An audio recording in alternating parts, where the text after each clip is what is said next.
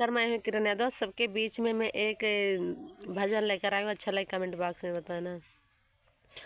छोड़ो अयोध्या का राज, जनक पुरानी कौन लाग। छोड़ अयोध्या का राज, जनक पुरानी कौन लाग। स्वभावा बैठ अपने पापा जी छोड़।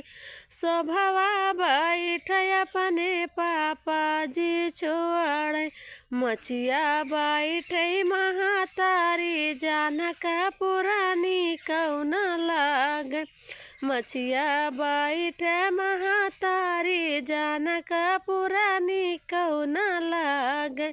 छोड़ाया अयोध्या के राजा, जनक पुरानी कौन लाग।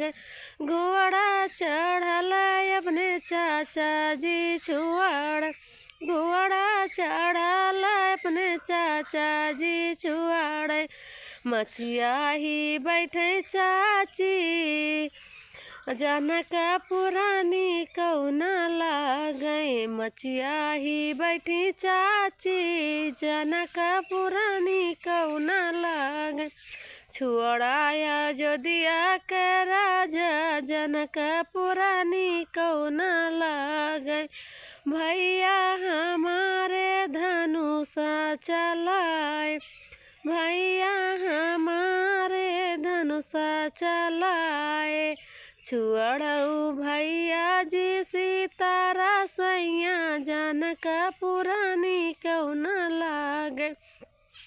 छुअड़ई सीतारा सैया, जनक पुरानी कौन लाग।